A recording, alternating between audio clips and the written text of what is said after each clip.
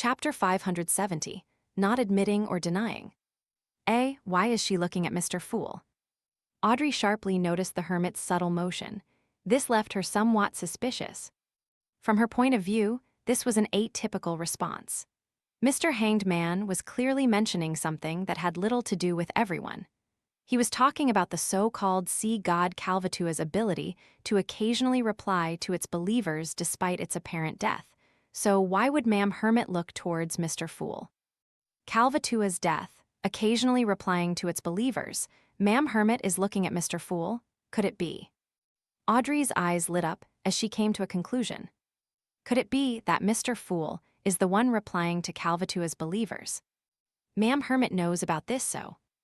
As thoughts whizzed through her mind, Audrey had turned her body halfway to look expectantly at Mr. Fool, who was seated leisurely at the end of the long bronze table. Meanwhile, Alger was also surprised and alarmed about the hermit's unexpected reaction. I was only trying to sound her out about what connection she has with the Moses Ascetic Order member, Letitia. Why would she suddenly turn to look at Mr. Fool? Could it be that she knows that the current sea god is a manifestation of Mr. Fool?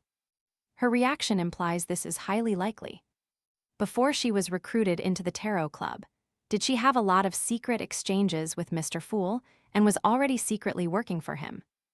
The more Alger thought, the more he paid attention to the hermit. Then, he subconsciously joined her in looking towards Mr. Fool, who was shrouded in the grayish-white fog.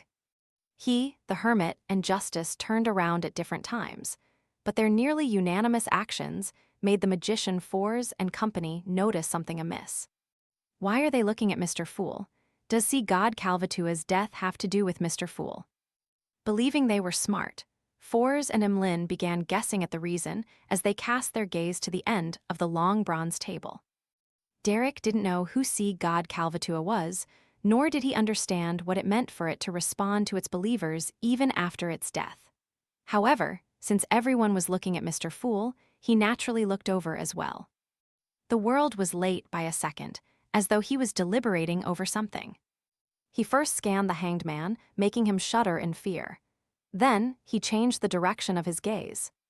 At this point, Klein had already come to realize which detail Ma'am Hermit had used to guess that he was the one replying to see God Kalvatua's believers in its stead. He was still stumped over what stance to use. Should I pretend that it's a trivial matter and that I didn't take it to heart, but since you mentioned it, I'll just admit it in passing? Or should I take the stance that since I'm a god, there's no need for me to explain myself to you, so there's no need for me to admit or deny anything? Klein recalled the fool's persona and quickly made a decision. The choice was to neither admit or deny anything, so as to prevent him from losing his standing as a god. However, he would add a single sentence on a particular point, making those who had failed to guess it become more puzzled, while the suspicious ones would be enlightened, but would still be left shrouded in confusion as they realized, deep down, how unfathomable Mr. Fool was. With this in mind, Klein, who had leaned back, chuckled. He said leisurely and indifferently, Kalvatua became a demigod by relying on a relic left behind by Calamity Kohainum. So they're consulting Mr. Fool about the situation with the sea god, but that doesn't convince me. It feels like there's a deeper truth hidden behind this matter. Could it be? No way, right? Furs frowned as she began coming up with all sorts of thoughts. As expected, Katlia believed Mr. Fool was giving a straightforward answer, while also informing them of some secrets. That demigod scepter is Kalvatua's characteristic or Calamity Kohainum's relic, or is it something that covers both definitions? Who is Calamity Kohainum? The name sounds elven. Yes, the Hanged Man mentioned that Letitia found an ancient elven ruin. It's the residence of a high elf. How did Mr. Fool get that scepter? Did he rely on the Hanged Man or someone else? No, it doesn't seem like the Hanged Man. Otherwise, he wouldn't have proactively mentioned this matter. What motive does Mr. Fool have behind responding to the sea god's believers? Is this required for his awakening, something that can truly affect reality? The more Katlia thought, the more she found Mr. Fool unfathomable. It was just like how his body was being concealed by the thick gray fog. The clearer she could see him, the more puzzled, horrified, and apprehensive she became. This might be a tussle between gods. Katlia sighed inwardly as the emotions got the better of her. I guessed right. Alger finally verified that the present sea god was a manifestation of the Fool. His worries and indecision from before were instantly rewarded. On certain occasions, as a fake sea god believer, I can openly pray, I wonder how much Mr. Fool has recovered. How much of his power can he release from the seal? It's at least at the demigod level. He will be able to provide tremendous protection at sea. The hermit's unsurprised reaction implies that she had long interacted with Mr. Fool and had learned of certain things ahead of time. This implies that her sequence isn't low. She might really be a powerhouse at the pirate admiral level. This is both good and bad news for me. The good news is that I have an additional powerful faction at sea supporting me. At times, we can tacitly cooperate and complete matters that were previously deemed unimaginable. The bad news is that a lot of my news and resource channels will be overshadowed by hers. My purpose in the Tarot Club will drastically decline. Of course, that's under the premise that she really is Admiral of Stars. Yes, I have to adjust my focus from gathering news and resources and align it towards the church. This is something she can't supplant me. Alger thought with joy and wariness. That sea god is really Mr. Fool. No, it should be said that the present sea god is Mr. Fool's manifestation. He has truly begun interfering with the real world. This is great. In the future, I can pray to see God directly and receive a response when I'm out traveling at sea. Audrey felt surprised, overjoyed, and proud. According to what she knew, the churches didn't do fixed ritualistic magic internally. The ones who received responses by solely praying to the deities were mainly priests or a chance occurrence. Otherwise, they were blessed who just numbered at a handful. As for receiving a response from every prayer, they would be an extreme exception, even among blessed. But Mr. Fool is returning to his throne, one step at a time. Replacing Sea God is one of those steps. Audrey didn't hide the changes in her emotions as she smiled, sitting straight and elegantly. Kohainam, that's an elf's name. I think I've heard someone mention it before. Emlyn attempted to recall, but it was in vain. As for Kalvatua's death and how the sea god still replied to its believers, as well as the reason why the hermit, Justice, the hanged man had looked towards Mr. Fool, he had made a slight guess without thinking too deeply about the matter. What has this got to do with me?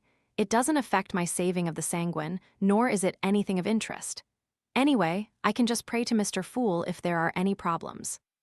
Emlyn mumbled to himself, showing disdain towards the emotional changes the others had. Calamity, Queen of Calamity, but there are no records that say that her name is Kohainam.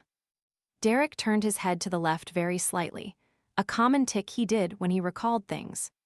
From the looks of it, Little Sun isn't sure if Kohainam is the Queen of Calamity. Otherwise, he wouldn't have such a reaction. Klein retracted his gaze in disappointment. He controlled the world to cough, pulling everyone back from their thoughts. Following that, the world conjured a picture with the Fool's help. He showed it to both sides of the table and asked, "Does anyone know her?"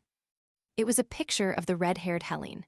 Klein mainly wanted to know if Admiral of Stars Katlia or the hanged man Alger knew her. After all, they were well-informed people out at sea. Alger glanced at it, and just as he was about to say that he didn't know her, he heard Ma'am Hermit say with a deep voice, "Red-haired Helene. She's from a fallen noble family and has the bloodline from the Intis Sauron family." Katlia paused before adding, "She was once a trader out at sea, but she was later said to have been abducted by Ailment Maiden Tracy." Abducted by Ailment Maiden Tracy? I thought it would be some contrived story about a domineering pirate and a noble lady.